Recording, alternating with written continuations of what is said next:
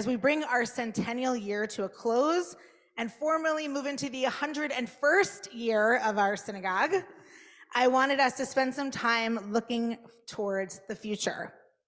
And in many ways, we are, and I'm sure we're going to talk about this, in a somewhat of a similar but different moment that Kaplan found himself in, with upheavals in society, drastic changes about how one identifies and how we live our lives. And as he changed and adapted, so do we look about how are we going to respond and what might the Jewish future look like. And who better to have this conversation with than my brilliant visionary colleagues, Rabbi Angela Buchdahl, Senior Rabbi of Central Synagogue, and Rabbi Amichal Lau-Levi, founding Rabbi of Lab Shul and creator of Storytelling. Everyone give them a hand up. And I have to say that I'm so much gratitude because I reached out to Rabbi Buchdahl first. You were second, of course, Amichai the second later, but I wanted to see if this was something she could do. And I thought, well, give her a couple weeks to reply.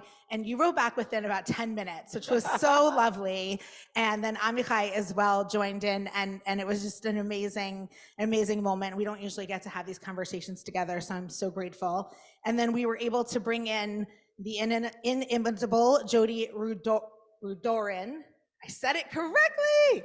Editor-in-chief of The Forward, another over 100-year institution, right? I'm thinking about the legacy institutions here. Amichai is an outlier here because we have 180 years, 182-year-old institution, and The Forward, 125. So actually SAJ is a baby compared to these other organizations. So I'm so grateful for everyone for joining tonight, and cannot thank you enough, and everyone here for being here in the middle of the week, in the middle of still emerging from the pandemic, and now we're at 196 people on the Zoom. So that's incredible. So with that, I'm gonna pass it over to Jody. Thank you so much, Rabbi Lauren. I'm trying out this lav mic on my ear, which feels kind of uncomfortable. Can I just get some thumbs up on the Zoom if you can hear me? People in the room can't hear me. Okay, I'll switch to this then. You can hear me. All right. How about on the Zoom? Can people on the Zoom hear me? Yes. Okay. I think we can make it with this. Thank you so much for having me. It's great to be here. As Rabbi Lauren said, we are also celebrating our 125th anniversary this year, so it's been an interesting time of looking back and looking forward. I also, my own personal history, my first apartment in New York was on West 87th Street, between the park in Columbus. So it's kind of nice to be back here, and it's great to see so many people I know and don't know. So thanks for having me. Thanks for inviting me. It's super exciting to be here with really three of the most dynamic thought leaders in the American Jewish world, in the Jewish world. And I mean, this is really, what? I think this is going to be a real, I do a decent number of these, and some of them I kind of drag myself to, but this is a conversation that I think is going to be really exciting and memorable. And we're going to, sorry, I will use the mic. I can totally do that. I have a mic. It's not really working. I'm going to take it off. Sorry. All right. I'm a mess. Okay, here we go. I also just think this is such an exciting conversation for Jews to have, because this is who we are. We are the people who think about who leverage our past, excavate our past, dig into our past in order to boldly transform our future. And I think that, again, we have three examples of leaders who do that today, every day. And so talking to them about the past 100 years and the next 100 years is a rare treat. And we are going to try to include as many of you in the conversation as we can as well. And we're going to get started with a couple of questions. And I want to plant one for all of you to think about. SAJ is doing a time capsule right now. The Hebrew school, the kids are putting items in this time capsule, imagining for it to be opened 100 years from now. And one of the things I'd like all of you to think about right now, and I'm going to ask our rabbis, is to think about what you might put into a time capsule to be opened 100 years from now that would be representative of your Judaism, of your community, of the American Jewish world in this moment that we're finding ourselves in, January 17th, 2023, or around there. So be thinking about that, and I'm going to ask for some volunteers to share. But I'm going to start by asking each of our panelists kind of a two-part question. One is, what do you think, when you look around at today's Judaism and at our communities today, what do you think would be most surprising to Rabbi Kaplan and his congregation 100 years ago when they gathered for Judith's bat mitzvah, I guess now 101 years ago? What would they not recognize in our Judaism today? And then we'll ask you each to also offer something for our time capsule before we go to the audience. So, no, okay, Angela, you start. Okay. Is this on? Yeah, it is.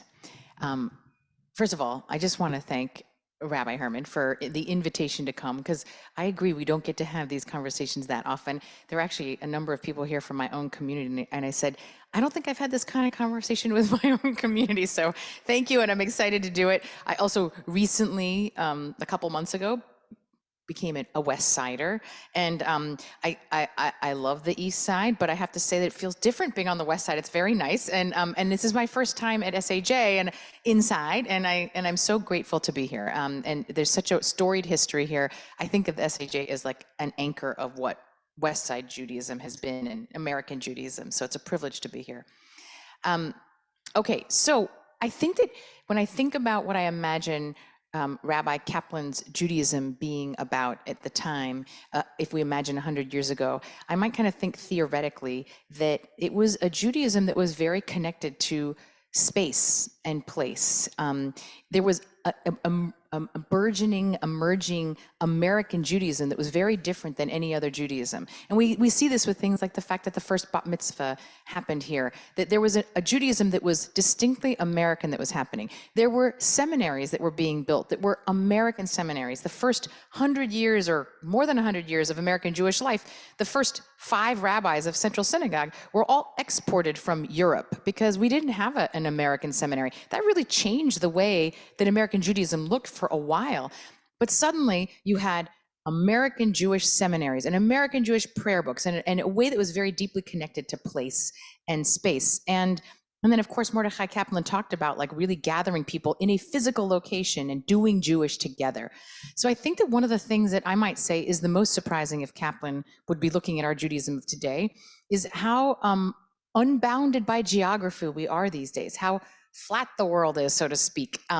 I think that the pandemic really exacerbated this, so that you're looking at now Jewish communities that are not just where we've got a bunch of you on Zoom, because most of you, I'm going to guess, still live on the Upper West Side, but we're talking about communities that really are not bounded by geography, people who are going to work in places that are not anywhere where they live. They're no longer bounded by geography for work, for school, and now even Jewish community, we're stretching the bounds of what that looks like. And I think what that's done also is created less of a sense of connection to a place for what your Judaism might look like or why you might gather with a group of people. Now you can just find people in pockets and bubbles that are in virtual spaces out in the Ethernet. And that actually in some ways is really freeing and wonderful, and in some ways is super scary, and we've lost something along the way. But I think he would be shocked by what that looks like.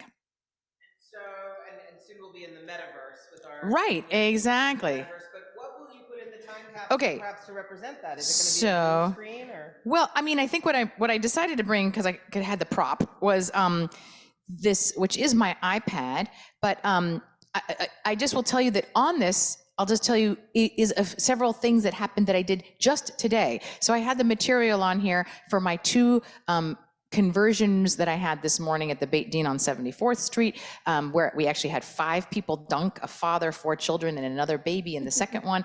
And then I went straight to a funeral at Riverside Chapel, and my whole funeral eulogy and everything else is on here. And I was just thinking about what it's like to have everything in my life on one little tablet like this, and I feel like it's necessary, but I also think it's noteworthy that the cover, I don't know if you can tell, looks like it's a book, because even though everyone kind of understands that this is technology we have to use, they don't want it to look like I'm using an iPad. So I have to make it look like I'm reading right out of a book, an old-fashioned book. So that's what Okay, I put and in. we know how much you need it, so we won't actually take it and put it in the time capsule, but we appreciate the idea. Okay. Amichai, so what do you you. think would be most shocking to Mordechai Kaplan about your Judaism, our Judaism today, Okay. and how will you represent it in our time capsule? Okay, thank you. I will echo Rabbi Angela's gratitude for being here. Thank you for the invitation. And I want to say I've been at SAJ plenty of times, but I want to say in the spirit of this conversation, I grew up in Jerusalem in a very Orthodox community and synagogue. And the first synagogue that I ventured into with great trepidation on a Friday night was Mevakshei Derech, which was like a stone's throw away from my home, but a billion years away. And I lied to my parents about where I went on Friday night for sure. But I remember sitting in the back and thinking, what are they doing? So I'm in great debt to Rabbi Kaplan and to the invention of a Judaism that meets us where we are. So I'm imagining him sitting here and looking at this panel where there are three rabbis and a senior journalist and thought leader. And I'm representing patriarchy, which as a gay man is pretty funny. I think let's think about who the rabbinate is in the 21st century.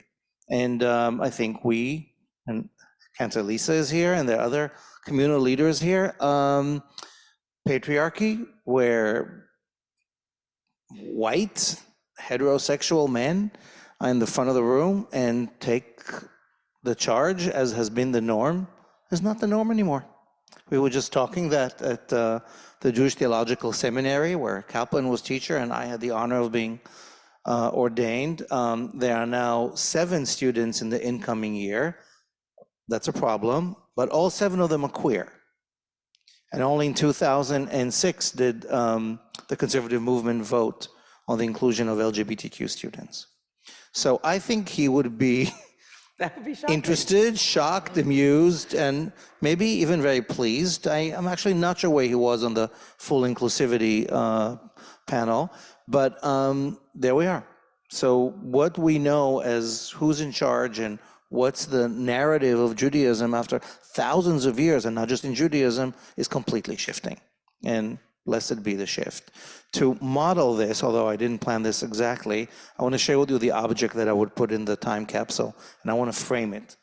I was just in Israel for a couple of weeks visiting my mother and spending time with family and friends, and I was there just as the new Israeli government was sworn in.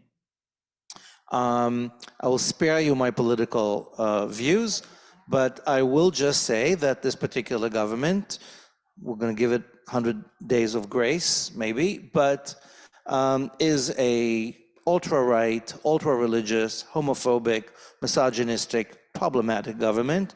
And there was a big protest in front of the Knesset on the day of its swearing in. And I went along with teachers and friends of many different religious stripes. And a lot of different very creative posters and stickers were handed out. This was one of them. I don't know if you can see, but this is a sticker that has what echoes the yellow star that my grandparents and father wore in Europe. And but it's a rainbow flag, and the letters in Hebrew say LGBT. And so people were wearing those as a protest against the government. And I didn't wear it because that felt really weird, but I took a bunch. And I held up another protest that said, not in my name, not my kind of Jewish. So I'm holding this thing up, and I'm thinking 100 years ago, Kaplan would not have imagined Auschwitz, although he knew plenty about anti-Semitism.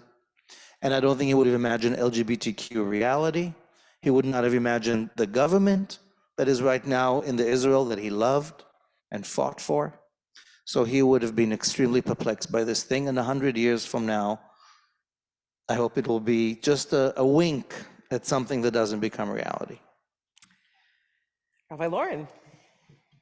Thank you both so much. When I was thinking about what would surprise or shock Kaplan, along agreeing with my colleagues, but also I would add the role of the presence of the leadership of people of no faith or other faiths in our communities. That was for sure beyond any wild dreams or nightmares or who knows of Kaplan in the 1920s or any of his contemporaries. And now our Jewish communities, and specifically these three Jewish communities, are filled with the Torah and the wisdom and the contributions of non-Jewish members. And in fact, often the non-Jewish members are the ones that are bringing the Jewish members back into the fold, who have maybe would not be affiliated otherwise, maybe would not be sending their kids to Hebrew school otherwise. And I think this would have been something, I think it's something that I applaud and I think is complex, but very enriching and important, but something that would have been beyond comprehension. It's great. And so what are you gonna for put? my time capsule, I have something not really related, but I thought about I thought also as a mom who likes to scrapbook, and how I know when you scrapbook, you want to put not just the things that happen, but like the things you want your kid to remember. So I thought of a couple of related items. This is a picture from the New York Times of Santa Claus at SAJ with the Christmas party that we just hosted for asylum seekers from various parts of various countries coming in. This is an example of a Reclaim Our Vote, Get Out the Vote postcard that our congregation did hundreds and thousands of for all the varied elections in a nonpartisan effort to get out the vote and work for people who are not able to access the right to vote, and a photograph of myself and 17 other rabbis sitting down in Columbus Circle getting arrested at the beginning of the Trump administration in protest of the Muslim ban. And I want to say that not just as a feel good, but we are currently living in a moment, a peak moment, where sort of similar to on a similar track, but different track of what Amichai was saying about in Israel, of we don't know which direction this is going to go. We're in a peak moment of discrimination, of dehumanization of immigrants, and God willing, in 100 years, they'll be able to say, oh, that was a blip. You know, just like the Chinese Exclusion Act, that was something that happened, but we moved on from, we learned from, we changed from. But regardless, I hope that whatever future generation sees this, they'll know that the Jewish community was on the right side of history. Thank you. We are going to pause in a second, open it up for some other time capsule offerings. And if you can just think of, if you have something that you can say very succinctly, I'll invite you to stand. Are we going to run over and grab the microphone? Yeah, we'll get you the microphone. I'm going to bring it down a little bit from our esteemed rabbinical colleagues and offer my own thing for the time capsule, which is the holiday of Sukkot has always been incredibly important to me and my family, and we put up a big crazy sukkah, and we invite a lot of people who aren't Jewish and don't know anything about Sukkot in it, and we always ask people to bring a sukkah ornament. We have a big open house, open sukkah, and a few years ago, somebody brought me these woodcut ornament, and I always joke when I'm traveling, I always buy a sukkah ornament. It's amazing how many stores in foreign countries or American cities have like big displays of sukkah ornaments. It's kind of a surprising thing. They're really convenient. Anyway, so we started to collect them, but we always have these friends bring them, and this one person brought me these woodcuts, and one of them was of RBG. So I'm gonna put my RBG sukkah ornament in the time capsule to remember this moment by. So who can share with us? We just wanna hear some other voices if people have something they'd love to put in our imaginary time capsule. And if you don't, we'll go back to asking the rabbis questions, which is always fun too. Yeah? Are you raising your hand? No. Anyone? Anyone on the Zoom want to offer something for the time capsule? We have, thank you, sir, for being a brave volunteer. So, I'm a member of Central Synagogue, and the importance of Tikkun Olam is something that is just incredibly important. And one of the things that we've done recently is participate in the opening of an East Side fridge. And many of us make sandwiches and do things. So I don't know if we want to put a peanut butter and jelly sandwich in.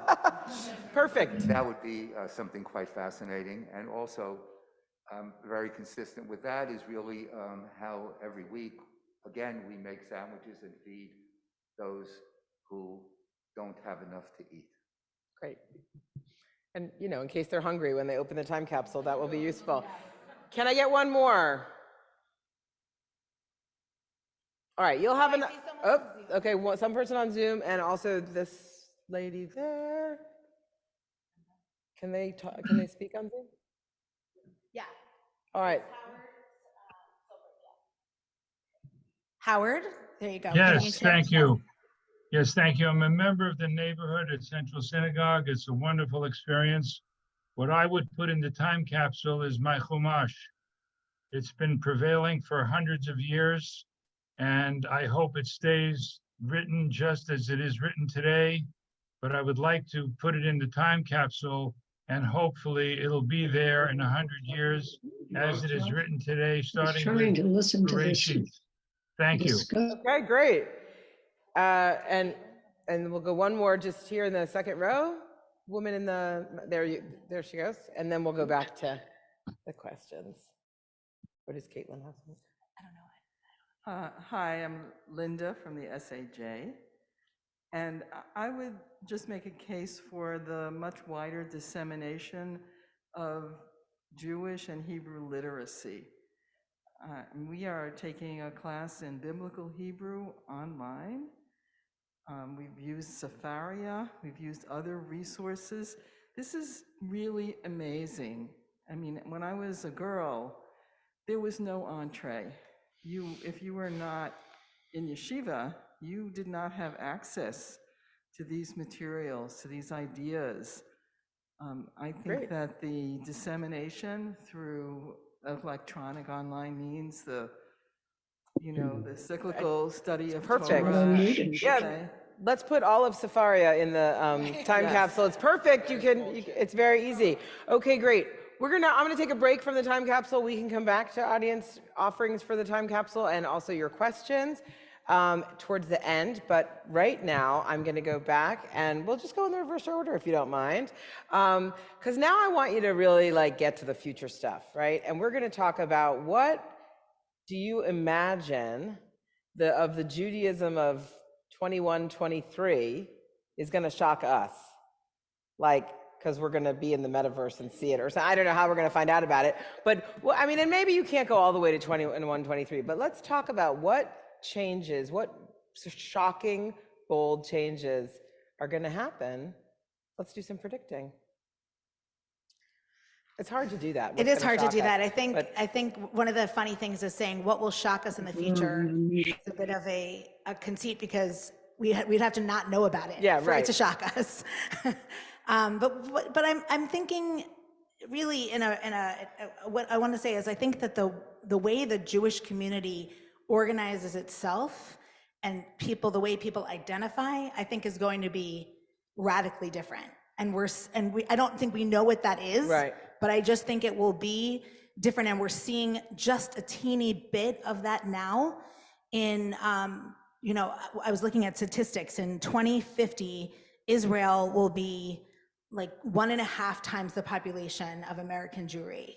So that's going to necessitate a very different relationship, American Jewish relationship, than it ever has been before, right? What does that power look like?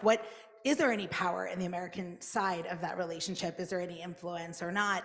What does that look like? I think the way that the division between liberal Judaism and Orthodoxy, I think, not modern Orthodoxy, which in some ways is part of now the scheme of liberal Judaism, but really Haredi Judaism. I think just the whole thing is up for grabs. Okay, so you're gonna predict there are no more movements and no more synagogues. That's my interpretation. No, not necessarily. I'm just we'll kidding. Get to the synagogues. I'm just kidding. I'm gonna say the thing that would shock us the most. We could just say peace in the Middle East. That would be shocking. Us. That would be shocking. That would be shocking. That would be amazing shocking. Positive shocking. Yeah. Amichai. I am an optimist, And I'm not sure that there'll be a planet in 100 years. To be perfectly honest, we might be on Mars. But they'll still be Jews. That's true. That is true. Gaia will do what Gaia does, and we will be extinct. It's a possibility, not a jolly one, but And wouldn't really be that shocking at this point, right? it won't be shocking. It's actually the inevitable and inconvenient truth. But should we still be around, I think we're going to be in very small communities, going back to our biblical agrarian roots and learning to be in a much better connection with the earth and what's left and each other. And the notion of a minyan, of a small community that really is there for each other, will be deeply meaningful. That aside, and that should that not happen, because I don't know, my great-great-grandchildren deserve better. I'm interested in how the notion of the divine will evolve radically within 100 years. And thinking about this question and thinking about Kaplan's revolution with the force that makes for salvation. But still today, I don't know about the SAJ kindergarten, but still today, if you're going to go around at Central, at SAJ, maybe not, I don't know about Lapshul, but other of our communities, you're going to ask the kids, so talk to me about God. How many kids will still say that God is a dude with a beard on the throne of judgment, right? We've been ingrained, and again, this is my spiel about patriarchy being slowly, we're like in the beginning of the post-patriarchal hyphen, where we can imagine ourselves in the divine image, not just as it was for so many thousands of years, and the divine is imagined and isn't spoken to.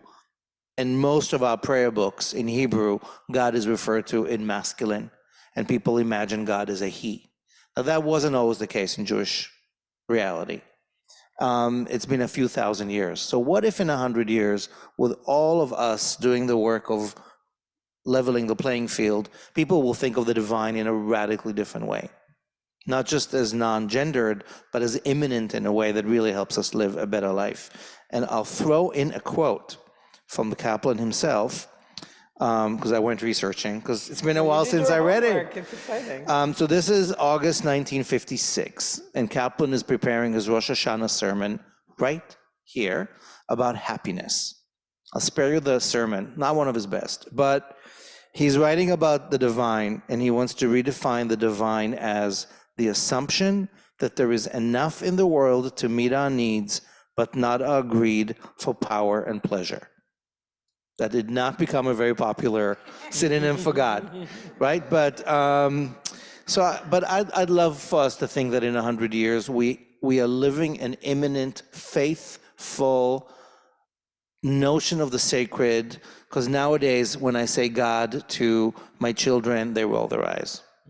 And Lapshul is God optional, but that's tricky too. So, what will it look like to have a truly spiritual, walking the talk Judaism?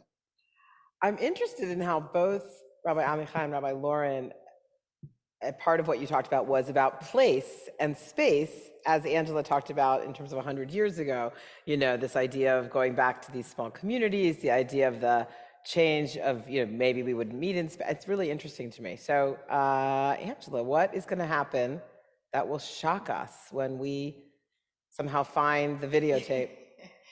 If maybe what would be shocking to Kaplan now is about the fluidity of space, I'm going to actually go kind of theoretical again and say, I think what's going to shock us in 100 years is the fluidity of time.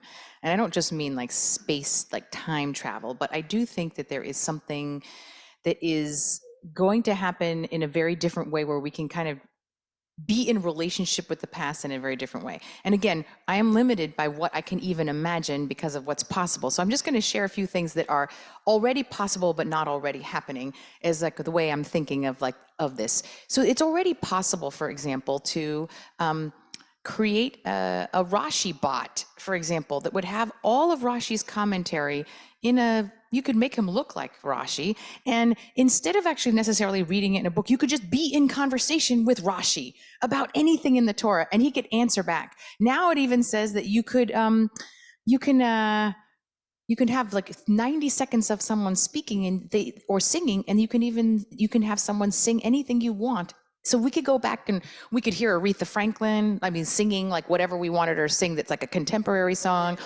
Kol Nidre, yeah, Aretha singing Kol Nidre, but like really singing it. But I was just thinking about, and I also imagine that you could put on your virtual glasses and walk into shul, but you could go with your dead grandmother and she could sit with you and you could have a conversation and you could be in her voice and it would have her mannerisms. And so I'm just thinking about what it is to be able to travel back in time and have the conversations and actually be not just in the past, but actually in the present with people from different times. And you could actually create people from the future. So I know this sounds really crazy, but I think that there's practically the technology for all of this to happen already, but that's the scary part. So what I think it's going to do is radically change our sense of time. But on the other hand, this is actually a very ancient Jewish idea. I don't know if you've ever heard of this phrase, Ein mukdam u'me'achar b'Torah, which means literally there's no early or late in the Torah. It's one of the ways they talk about the chronology in the Torah doesn't really work. It's like the way you can see that Abraham was making a stew with meat and milk and you're like, wait a minute, kashrut. And then or other ways that you're like, well, did they have the 10 Commandments? Did they even know it? The fact that there is time travel in the Torah, like the fact that Moses can go and time travel into the Beit Midrash of Rabbi Akiva and watch what's happening from the back of his classroom and then time travel back. So also I'm thinking about like our Seders. We should imagine ourselves absolutely. As we ourselves were going out from Egypt. Thank you. Not to mention resurrection. So I guess part of what I'm saying is, while this sounds like really creepily sci-fi and futuristic, this has actually all been a part of our tradition since the beginning of time. Resurrection, the idea of time travel almost. So it actually plays with our sense of time. But more importantly, it's not about time, it's about memory.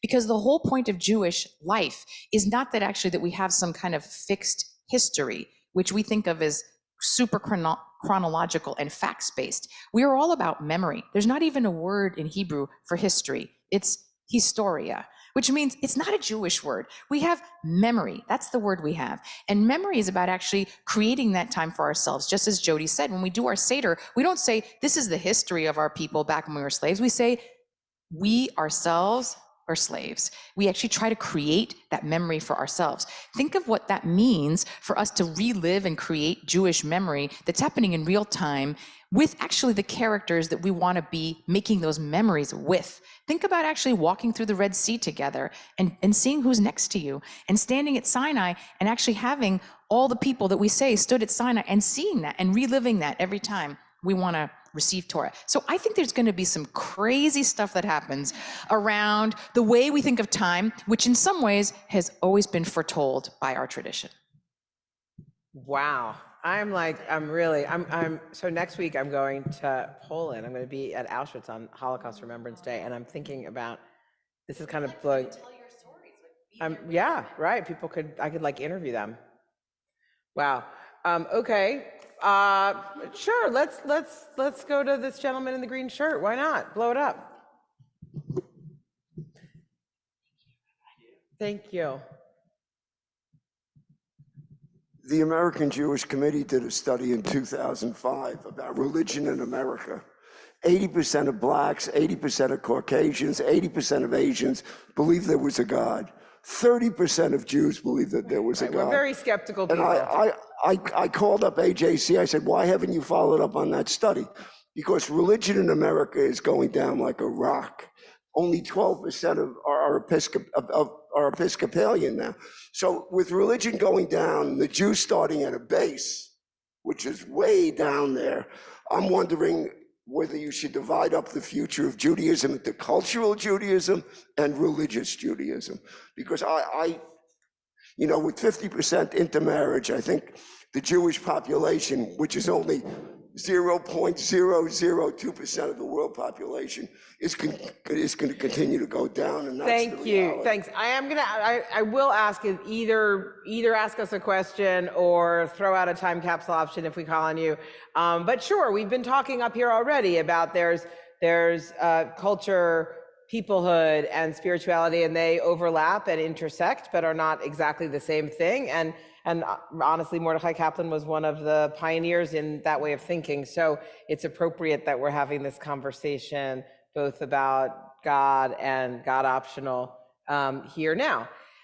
I just want to say something about that study also, that in that study, 94% of people who said they identified in some way as Jewish, it isn't even halakhically, it's not said that they were proud of being Jewish. So it's actually, everyone likes to tell the gloom and doom stories of those interfaith. And then also, statistically, there is more and more people raising Jewish children. And according to different, all the other, by the way, there's a new study recently about the God thing where like many fewer people across America believe in God now than in 2005. So they're catching up or whatever. Anyway, but let's move on to, Rabbi Lauren, you mentioned this earlier about how, so the ways in which Kaplan was rooted in his moment and responding to the moment of the 1920s. There were a lot of people leaving Judaism then as the waves of immigrants came from the old country. There was, of course, the Industrial Revolution, the suffrage movement and women's rights, still mass immigration, not just of Jews, but of many other ethnicities. The backlash against that, there was prohibition. So I wanted to ask you to talk a little bit about the moment that we're in, which you may see as parallel or not, but what we and our Judaism really needs to respond to and has to say about these things that are like really convulsing our society. And, Amichai, you already brought up gender fluidity and LGBTQ identities and activism. Angela, you already brought up the artificial intelligence and chatbots. We, of course, had a rabbi give a chatbot sermon just this Shabbat, and everybody thought it was great. And the continuing scourge, and many people think rise of anti-Semitism in all of its forms. Of course, there's Trumpism and fascism in Israel, or anti-democratic movements in Israel, and climate disruption. So and of course the pandemic. How could I forget that? So we've mentioned all of these things already. So if you think about how Kaplan was responding to specific things, like talk a little bit about how we really need right now, how you really need as our spiritual leaders to respond to all of those major things. That's a lot of a question. Yes, it's Pick one thing and talk about it. I think it's with a radical openness and a dialogue between generations, and a not being stuck in things have to be a certain way. I think the gender issue is a big one, and it's a big one in my own life as a parent of kids on the gender spectrum. This was something I think, the progressive Jewish community, this explosion, the fact that, first of all, I have a secret crush on Gen Z. Like, I want to be a Gen Z, because I do feel like there's so much more questioning and freedom and rejection of norms. And like, I see these 20-year-olds on TikTok saying things like, I don't want to buy into the capitalist system and like work 50,000 hours a week. I want to have a life and I want to balance things. And I want to go back to my younger self and talk to them with this Gen Z voice. So I think in general, there's this incredible moment of pushing back and of saying things are much more fluid and changeable than they've thought. So in terms of gender, when we address and with curiosity and openness, we keep people in the conversation, we keep people in their Jewish identity. Keshet, my husband works for Keshet, the LGBTQ organization, runs Shabbatons for LGBTQ kids and trans kids, and these are sold out. They're nationally subscribed. People are seeing a world in which they can be Jewish and be trans and be queer and bring that to their Judaism. And that's how we need to respond to all of these things within the Jewish community, is with a radical sense of openness, curiosity, and a dialogue, and to recognize that our rituals are nimble, our tradition has always, like Kaplan taught, evolved and changed as times have changed. Yeah. And that's the challenge that we're in. In terms of the fascism and all the other bad things in the world, I think that Judaism is the antidote. I mean, we have a tradition that tells us that the world was never the way it's supposed to be, that we should never be satisfied with things as they are, that we should continue to, lift up the sparks, but also we should call it injustice, and that our tradition is prophetic. So I think that actually we are well poised to meet the moment as a people and to say our Judaism is an answer to what's I'm going thinking on. about how, Amichai, you said earlier that one of Kaplan's signature things was to meet people where they were. And I mean, honestly, we've had leaders, that was also kind of what Hillel was known for, right? But in some ways, and that's certainly the Judaism that you all three lead. But I'm kind of pairing that in my head with what we heard from the gentleman on Zoom, who also said he wants to put his chumash in and stick to the text, and the authentic original text that he loves and that has endured, and he wants to make sure it endures. So I wonder how you think about those two concepts as you think about the question of how we respond to all these things convulsing our society. Okay, couple things.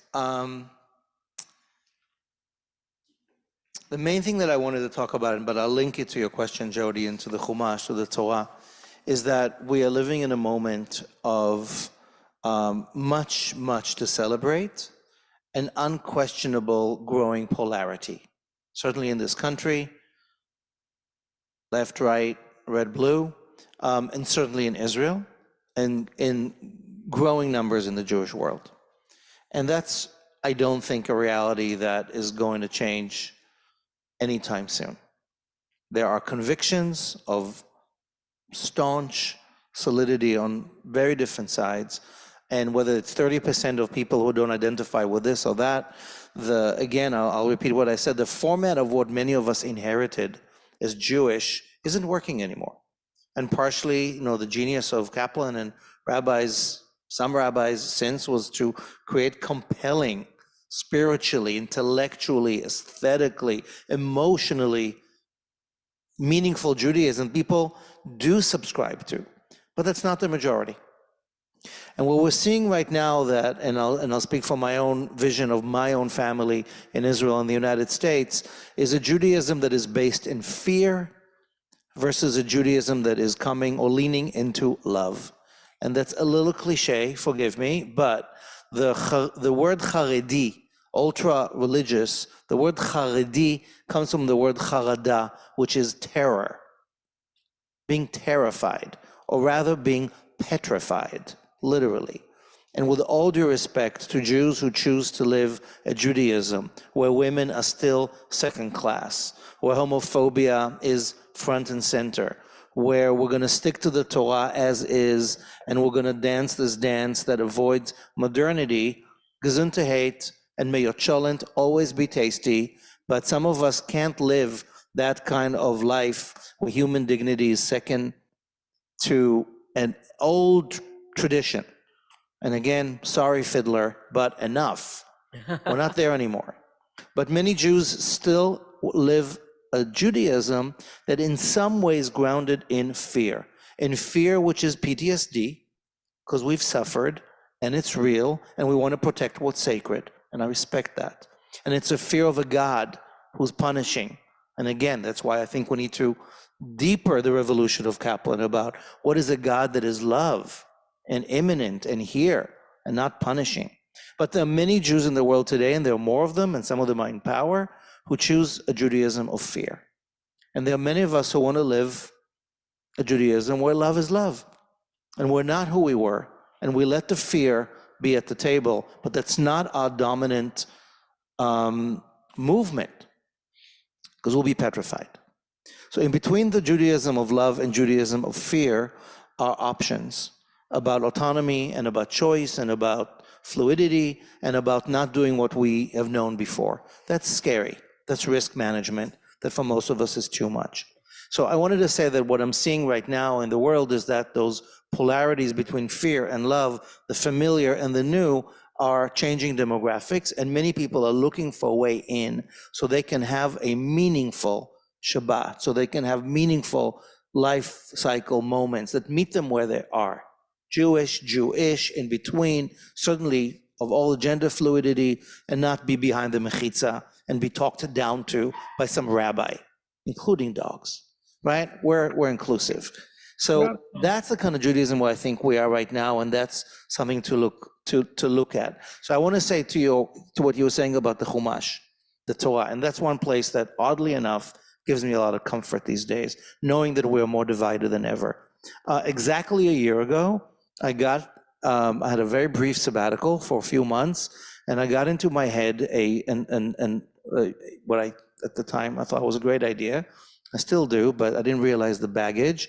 I decided to read the entire Bible from cover to cover, all 929 chapters of the Hebrew Bible, as part of a project called 929. And you read the Bible every day, a chapter, and it takes 3.5 years to finish the whole thing. And I figured, I'm a rabbi, I'm in my 50s. If not now, when?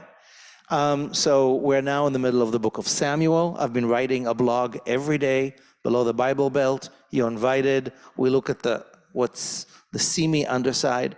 But here's what I'm learning from the Bible. First of all, it really is a great book and very complicated, with an agenda that it's good to question. But here's what I'm learning. We have always been bitterly divided from the get-go. Moses in the desert, Joshua and the tribes, Samuel and Saul and David, that makes his debut today. We've always been divided. And there is a myth that the one unity of peoplehood, we're one tribe, we got to be together. Well, you know what? That is BS. Somehow our strength is not always being on the same uniform platform. And Kaplan knew that big time when he walked out of JTS and created this place. That sometimes our strength is going to be standing very strongly for opinions that say we're not on the same platform. That thing called Jewish doesn't stand for me as it stands there. So I'm going to define myself with an asterisk or a hyphen, and I'm going to figure out another way of being who I am, because somehow we're not like this love-fear thing. Like one size fit all is going to be one size fit none. So can we go back to our biblical roots and say, okay, let's learn how to be very different, how to get together better, because they had some serious civil wars that were unpleasant, but honor the fact that we can be completely different, unapologetic, not secondary. Like, I am not secondary to my ultra-Orthodox Jewish cousin. I am not. I'm radically different, and legitimately so. So I think something that I'm learning in the middle of this culture of division, coming back from the Bible, is that we have the right, the privilege, the birthright to be who we are as 12 or more tribes, completely different, and hopefully find a way to be in confederacy. But we might not, and that's okay. I love that. I'm wondering too if Kaplan would be shocked about the dog being in the sanctuary. That feels like me. I mean, I don't know. Anyway, Rabbi Angela. Yeah. So you named a number of crises that we're in, and I think if anything that I've learned in the last few years in particular, more than ever, is that Judaism is built for crisis. It's a religion for people who were in crisis and know how to be in crisis. And if anything, I felt like I understood and appreciated that more, especially when we were in the heart of the pandemic crisis, than I ever had before. Just share like a couple of thoughts. One is that I knew that I wouldn't probably get through the days of like the serious lockdown, those first, 6 months, if I didn't kind of have a daily meditation practice. So I'd offered that I would just lead a daily meditation in my community, mostly to hold me accountable to do it myself. And I had, by the way, just tried to lead meditation at Central Synagogue before, and I think I had like 4 people show up. Okay, so I didn't expect a lot, but I thought that's okay. It's more for me. Well, very quickly we had 400 people every single day meditating with me, 8:30 to 9 in the morning. It was only audio. I was usually in my pajamas with a cup of coffee. But I found that I would just open up the text and it was speaking to me in a way that was completely different, because our people had always been strangers wherever they were. And you know, that even built into that word mashber, which is crisis, it's both breaking, but it also is the word for a birthing stool. So a crisis is the birth, it's like the seat of new birth. I had never counted the Omer every single day and actually had it mean something to me, because the days had been like mushing together. So I would just say that we have a lot of crises here. It's very interesting to see the ways that Jews kind of are girded and strengthened. And I completely agree with you, Amichai, that we don't want a Judaism of fear. I want a Judaism of grit and resilience and strength and boundary crossing, which I think is who we have always been. So I think that that's what I would suggest that we need to kind of lean into and understand, and that the tools are really still pretty basic. And the texts and the narratives that inform who we are, they're all in there. And I think that it speaks to us in a completely different way when we're in that crisis moment. But I just want to share a joke which is kind of relevant to where we are now, which is, do you know that joke? I'm sure there are variations of this, but I'm going to try to tell it. It's not that good, but I mean, I'm not that good of a joke teller. Okay, there's like a secular Israeli, and he has this like really, really important interview for a job he's been needing. And so he's late for his interview, and he needs to park his car. And so he starts to do something he never does, which is pray. And he says, God, if you just open up a parking spot for me, I promise I will keep Shabbat every week. And he starts driving, and he goes, no, I will also pray every day, and I'll wrap tefillin if you just give me this, because I need this job interview so badly. And he looks in front of him, and suddenly this car starts to pull out of a spot right where he needs it. And he goes, never mind, I got this. And I'm telling that joke because once we got kind of out of the super crisis mode, well, people kind of dropped out of meditation, and people stopped doing Friday night every single Friday night, because, well, now we had things coming in and life kind of got in the way. I don't want us to live it's not good to live in that like high cortisol crisis mode, but I also think how quickly we forget that, like, oh, I got it, God, I'm all good. Now that everything is kind of back to normal, that we actually forget some of those tools that we cultivated, and also some of the joy that came from slowing down, from paying attention, from being present. So I would just say that I think that all of those things are at our disposal, and I just want us to refine them and reshape them for ourselves, create different habits. Can I just say that when I was growing up in Israel, we heard the same joke, but it was Mr. Cohen on Fifth Avenue. Yes, yes. Right, I love that.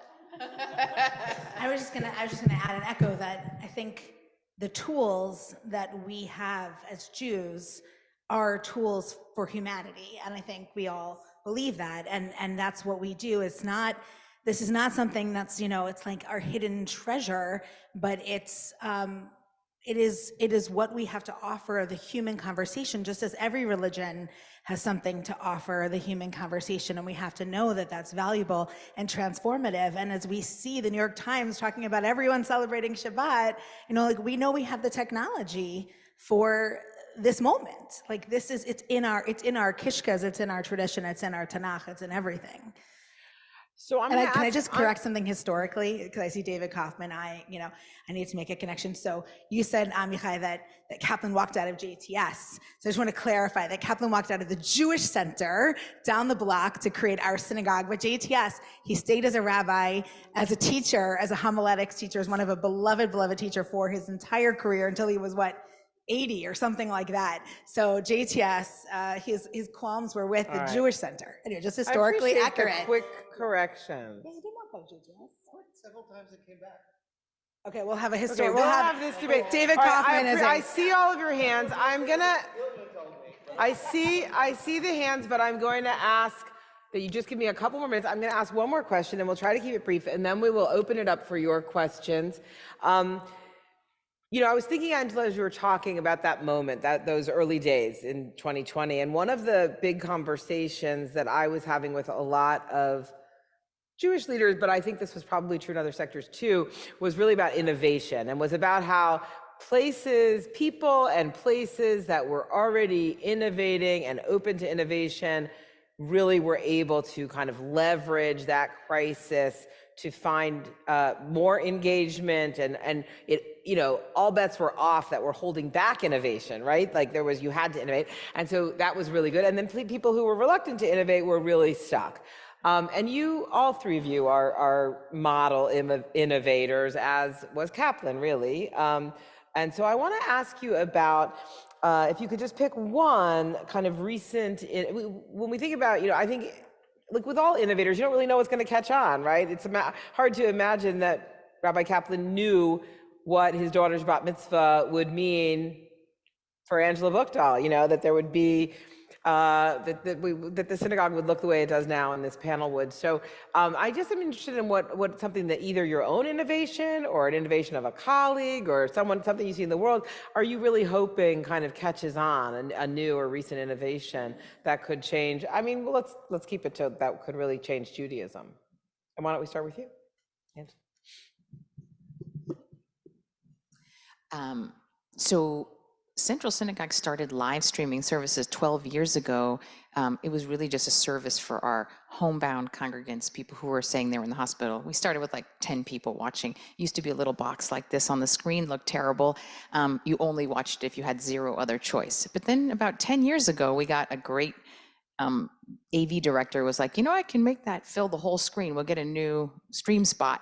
And once he did that, we saw that it didn't look very good. So he got some new high definition cameras. The next thing we knew, like we were getting a full-time AV guy and a couple people working the machines, making the sound better. Now we have 14 high definition cameras in the sanctuary. We do different angles. So this is all pre-pandemic. And so by the time we got to the pandemic, we were positioned actually already to have the infrastructure to have an extremely high level kind of streaming experience. And for the high holidays, my community decided, even though we were going to save all this money not being in David Geffen Hall anymore, that we'd actually invest in even better streaming just for the high holidays. And so what happened was our live stream community grew exponentially during the pandemic. We know that it's in over 100 countries, our live stream community. We estimate it to be over 1 million viewers. And in this last year, we had over 8,000 donations from people who were not members of the synagogue. But more than that, one of the things we saw that happened in the pandemic is we kind of thought it's very interesting that people are watching, but what we started to understand is people didn't just say we're watching, they were saying we're part of your community. And for years, people have asked if they could become members of Central Synagogue virtually in some way or another. We resisted that for a long time. But once we started doing classes online, when everything had to go online, we started to see that it wasn't just about a one-way interaction, but actually community was being built online. And in fact, there were like online Havdalah groups that actually, they'd never even really been friends before. And Ron and Freddie and his wife are in one of these. And then they became like a serious community that once we got in person, the first thing they wanted to do was like do Shabbat together. So we started to say, we've got to try something different. We actually there's someone on the Zoom who introduced himself as a neighbor of Central Synagogue. So we created a virtual membership that's called the Neighborhood at Central. And we have over 1,000 people that are in the neighborhood in its first year. The person who runs it, I think Andrew Mendel, I think is on the Zoom. He said he was going to be watching tonight. He's a brilliant, almost rabbi, and he's done tremendous things with it. But part of what's happened is, so they have daily touch points that are virtual every single day. There are kind of gatherings of them that happen with some regularity, these kind of salons that they'll do. There's a different name, I can't think of it for right now for this moment. And they are really, they pray for each other for healing. They're actually deeply connected. They're sharing recipes. They're actually having serious political conversations. All of this is happening in chats and Zooms. And we recently decided, because they asked us to do basically a retreat. We had 80 neighbors travel from like Florida and even out of the country to come for a weekend Shabbaton at Central Synagogue. This was mind-blowing to me that this is sort of all created, and people came with tears in their eyes like, this has changed my life. So we've done a survey of our neighbors, and many of them said, especially those who are in rural communities where there are no other Jews, they say, this is my Jewish lifeline. And many LGBTQ Jews also are among those who say this has been the most important thing for them, because they either live in communities where it's not comfortable for them to be Jewish in whatever one synagogue is in their town or perhaps wherever they are. So, but it's been very powerful for a lot of people. So this has been a new thing. And I think when we think about what's the next step, we actually think about what are ways that synagogues that might be able to have the resources that Central could have could actually then support small congregations that might not even have a rabbi. Could there be a way that some of our neighbors could belong to their synagogue and we could actually share resources, and there could be some things that happen in smaller groupings? So this is the stuff we're exploring. I think that we could actually we could improve the ecosystem instead of like wiping out small synagogues. I think some people worry about that. A third of our neighbors actually belong to another synagogue in addition to being neighbors of Central. So I think that this is to me not something that I'm super comfortable with to start. We've gone into this, I would say, almost reluctantly, but now I've really started to see the power of it, and I think that there is way more of this coming in the future. Very cool. I think innovator is like the first word I think of when I think of you. So pick one of your many innovations and talk to us about why you think it needs to catch on. Well, I'll tell you what we're most excited about now, and it actually fits perfectly because it is with a nod to Kaplan's bat mitzvah. So Lab Shul is 10-ish years old. It depends how you count. But before we were Lab Shul, we were storytelling, a theater company. And the main thing we did, and some of you have done it and been part of it, and it was here several times, is reimagine the Torah service as a translated, engaging, interactive, current conversation where the Torah just becomes a pretext for our conversations of today. And from the very get-go, we were asked to do bar bat mitzvahs. And we were like, okay, fine, we'll do them. And we coined, we're not sure who coined B mitzvah. I'd like to take the credit for it about 12 years ago, but everyone's using it now. But we're very excited about using B mitzvah to be gender neutral and everybody friendly. And then we realized that while we're doing more of these B mitzvahs, we're training the young people at the time, not just to chant Torah, which is not necessarily the most exciting tool they're going to need in their toolbox as they grow into whatever Jewish reality they're going to have, but to be storytellers, to talk back to their tradition, to reimagine what it's like to be a thoughtful human being. The bottom line became about being a mensch, about being a grown-up. And we realized that actually what's really missing in our culture are initiation rites, that there aren't rites of passage, whether you're turning 13 or 18, 30 or 50, 65 or 80. What does it mean to take time and ask yourself big questions about where am I coming from? What are my priorities? What kind of an ancestor do I want to become? What do I want to leave behind me? What's my legacy? So we've been experimenting with the past few years, and COVID actually offered us this exquisite online opportunity to go way beyond our usual community to invite people into these rites of passage. We're now in our third year of a group for elders, 65 plus, where we're using the B mitzvah premise, but it's really about asking the question of how do I not just become older, how do I become an elder?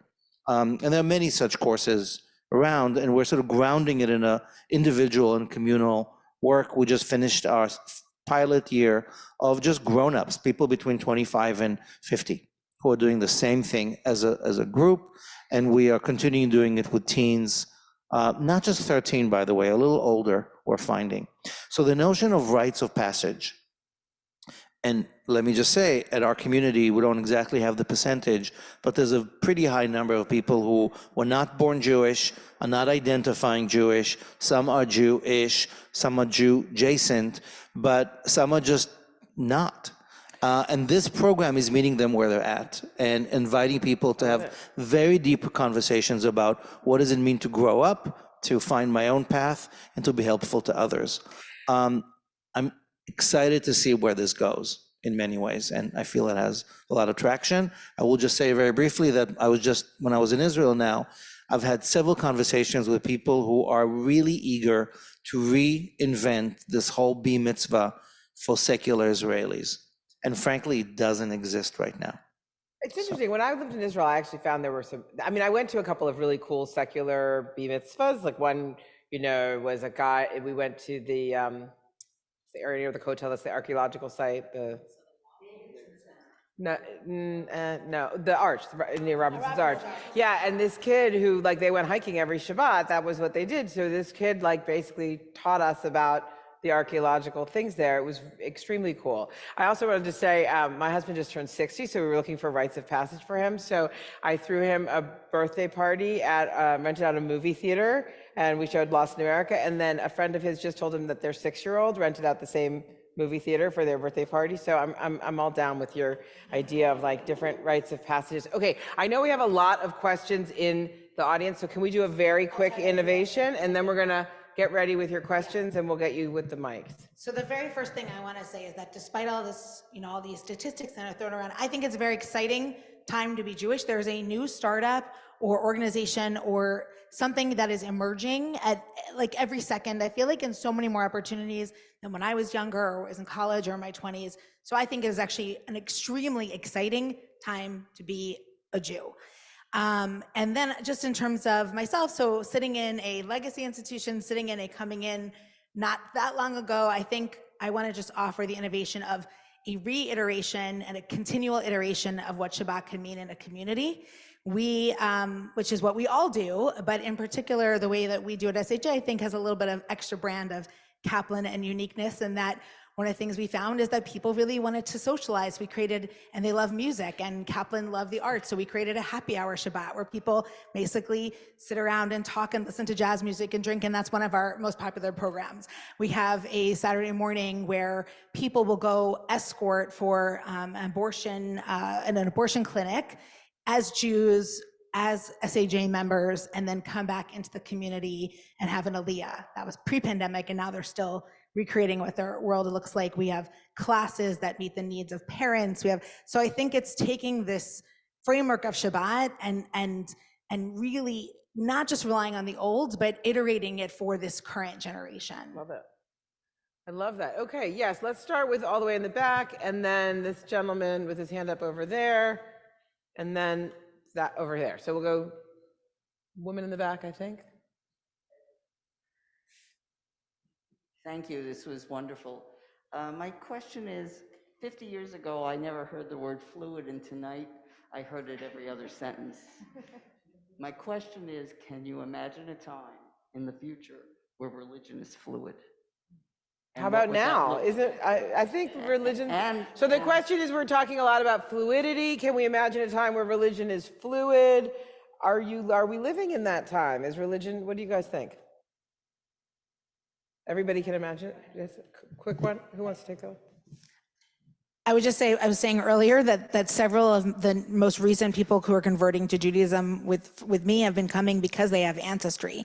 But some people will claim Judaism and not convert. They had a great grandparent and they want to be part of our community. That sense of belonging and authority are different than they used to be. So I think it's very true. Yeah. Share one quick anecdote, which is you talked about the sukkah decoration store. Yeah. So people love to send me a picture, and I've even gotten a real live Central Synagogue Christmas tree ornament. And so I was like, that's so ironic. So but obviously there are people who are having Christmas trees and sort of fluidly doing that, but they want their synagogue on their Christmas tree. So I guess this just to me is like a small little window into what I think are, when you have mixed families, I have more and more families where, I thought it was a very big gift that my mother, who is not Jewish, still not Jewish, Buddhist, made it very clear that like, while she was something else, I was 100% Jewish. And that was sort of the message. We are now getting more families where it's sort of like, oh, we're kind of all of these things. I find that still really hard because maybe I like a little bit more of those boundaries, and that was my own personal experience. But I will say that I think we're already in a time where that kind of fluidity is very present, and I think it'll be even more. Yeah, when I first came to the Forward, I was like catching up on some of the things they'd done before, and there had been this podcast that maybe some of you listened to. It was called, I don't remember, but it was Danny Gordis and Peter Beinart in kind of conversation. It was sort of like some kind of right-left sort of framework. Anyway, I listened to this one old podcast about the conservative movement and intermarriage, which is like literally now it's 10 years later and we're basically having the same conversation, or they are. And it was very interesting because they were talking then, and I think they were in a very different place on fluidity, but people were talking about how much the intermarriage conversation doesn't make sense for people with fluid identities already. If you're racially intersectional or biracial or multiracial, if you're gender fluid or in conversation with and friends with lots of people, the idea that you are either Jewish or not is very strange, actually. And so that the increasingly, I mean, or only Jewish, or that it is like, why would this be so binary if everything else is less and less binary in our complicated world? So, I mean, I do think we're a bunch of middle-aged folks. Maybe Lauren's a little younger than us, but you know, it is a little hard to adjust to. But I do think that I appreciate that you called out the concept of fluidity. I do think that our kids, their whole worlds are just so much more fluid. So if we're not fluid, we may get very stuck. I'm trying to imagine the solidified. Yes, great, thank you. Great, another question. Hi, my name is Veni. I belong to Centro. Centro belongs to me, I don't know. But I actually have something about the time capsule, which you were asking. Sure. And I think the most important part, I'm in the tech industry, cyber and stuff. The most important part is print everything on a paper and put it in a vacuum sealed box, because no electronics will survive in 100 years. Oh, I thought you were going to say no paper we'd have no paper. And well, I'm sorry for Rabbi Bugdal, but she should print everything that she has on this iPad if she really treasures it. Because just think about the fact that a few years ago, some of us were using an editor called WordPerfect. It doesn't exist anymore, and nobody can open a file that was written in it, or very few can. So I think it's most important, I took a look at Beyond the Bible Belt, your stories there, you should print those, because they will disappear without you thinking that they could disappear. Although we will be able to go into chatbot and say, write me a funeral eulogy in the voice of Angela Buchdahl, or write me a blog about the Torah in the voice of Amichai Lau Levi, and it will, so we won't have to worry about being able to. Yes, sir, front row. Thanks. Getting into this whole fluidity thing and knowing how the world works, I'm looking at some ways, all four of you, but certainly the three of you that are talking. I will. Is this better? Sure. So my question is, having watched the world and having, you know, the one thing I've done a lot of, because I was only a rabbi of a synagogue for a little while, but a lot of marriages, Muslim, Jewish, Christian, Jewish, Christian. There's going to become a time, and I want your thoughts on this, not where syncretism is just going to be the deal. I mean, there people are going to want to go to a building or something like it, and a lot of sort of old Jews who are changing from Jewish to Jewish, Christian, marrying Christians, and they're going to want a different religion. I mean, the Torah isn't going to be the only thing they want to hear. They want to read the New Testament. They're going to want to. They're going to want rabbis and preachers, and you know, they're going to want people to actually teach their kids. I mean, I know people like this, so I'm not just talking. They'd like people to teach their kids in a relatively official way how to hold the two religions together. Christian and Jewish, and see the world and see God in a way differently than, well, most of us actually can see God in a ton of different ways if you think about it. I mean, that's not the hardest thing to do. But to put the religions together, to synthesize and syncretize the traditions, how do you see that as something that, you know, right now 50% of Jews intermarry, right? I mean, outside of the Orthodox community. So there'll be 70% someday soon will be intermarrying. So the question is, can you deal with that? Can you lead a Jewishness that integrates other religions? The word that we're using for this place is called synagogue. That's synagoga. That is from Greek and the Latin, and the Alexandrian Jewish community was basically what you're describing. We know that. We know that from Philo of Alexandria, who translated the Torah into the philosophy of pagan Greeks, which is what he and others were. Both and. And we know that it was the same in Madrid, and it was not that different from Mendelssohn. And it's about fluidity of affinity. And it's not the staunch either or, it's a both and. And so the future that you're describing is here now. What we've done, we might be doing it more now because what we have that our ancestors did not have is more choice. That in the last 200 years, we can talk back to the Bible, not as God's word, but as a historical document that we, as Kaplan said, should be able to read, not literally, but seriously. And we know that human beings have choice about voting and about showing up in a way that we didn't before. And so we're choosing to be fluid, and we're choosing to dissolve the ghetto walls, and we're choosing to lean into our Jewish or Christian or Buddhist or Muslim out of love and not just out of fear. But this has always happened. Again, one of my joys of reading the Bible, I'm like, oh, they were totally pagan. And Yahweh was right there alongside the goddess. And they figured out a way that we can't imagine because we've been indoctrinated by a very rigid kind of Jewish voice of hundreds or maybe a couple thousand years at most. But that's not who we are. We are both and. And the question is, how are we going to hold on to the core essence of what matters? If it's tikkun olam, if it's ve'ahavta, if it's finding a way to take care of each other at times of crisis, and figure out that this relay race keeps on having authenticity. But it's not going to look like my Haredi grandfather's shul. It won't. It's not insular. So we are almost out of time. So I'm going to ask. Yes. I want to Absolutely. I'm just going to have Angela respond. Not as the only way, as one of the many ways. Okay. While other people will choose to be in a place that is completely insular. There's a both and going on here.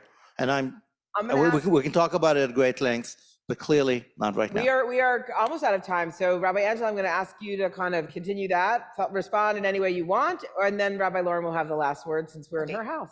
Amichai said more eloquently than I could what I was going to say, which is I think it's what Jews have always done. Whether or not it's about other religions or it's just the culture that we've lived in, it's part of the reason that Sephardi and Ashkenazi Judaism looks different is we ended up in places and absorbed some parts of the culture and adopted our Judaism to a certain extent. So that's kind of always happened. I agree that's different. I guess one of the things I would say, if we're worried about it, which I think in some ways I am, not worried about some of that. I think what we've done is we've borrowed good things and then we make them differently Jewish and then it becomes Jewish, including like even the Passover Seder. That was a borrowed tradition that we made very Jewish. So like we can make some great things that we've borrowed into Judaism. So I think that's not what I would like for us to do though, is think less about, especially in a time where basically all information is available completely accessible, that what we really need to do is actually go back to the kind of old-fashioned knowledge that is inside us in some deep way. A little bit more back to an oral tradition. Once you actually learn some Hebrew in your mouth, it changes not just that I know this, it actually changes your sense of identity. I'm the kind of Jew that knows some Hebrew.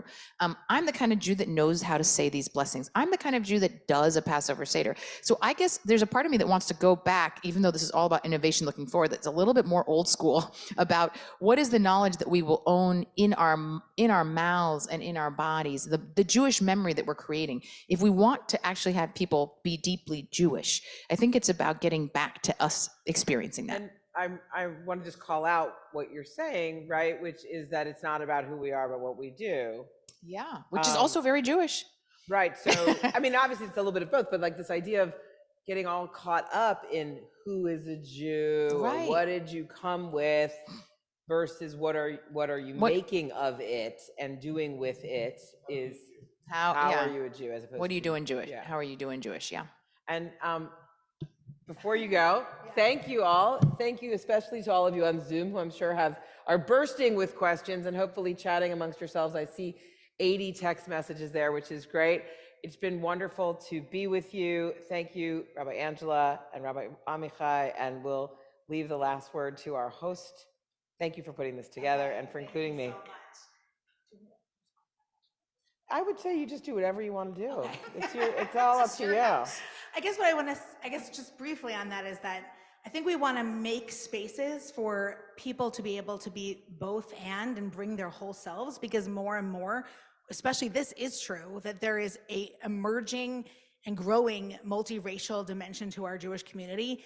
15%, according to the JOC initiative study, up to 15% of our community is multiracial. They're not represented in our institutions because we're not making space for that both and, for that complexity of identity.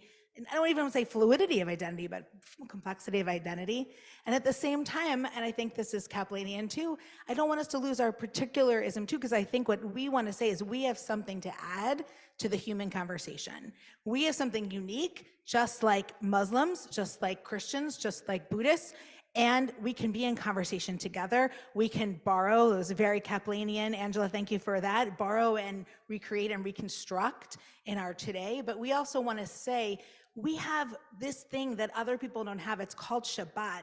It's actually an antidote to like 95% of the problems of our world, right? If we really, truly took on the concept of Shabbat in our personal lives, in our collective lives, in our communal lives, and our political lives. So I think we need also a both and for ourselves, a both and of enabling people to bring their full selves into our communities by creating communities of openness and meaning, and an articulation of a Jewish, uniquely Jewish mission that will help make the world a significantly better place than it is today. So with that, thank you so much. This was so wonderful. And oh my goodness, what an incredible, stimulating evening. Thank you everyone on Zoom for joining us.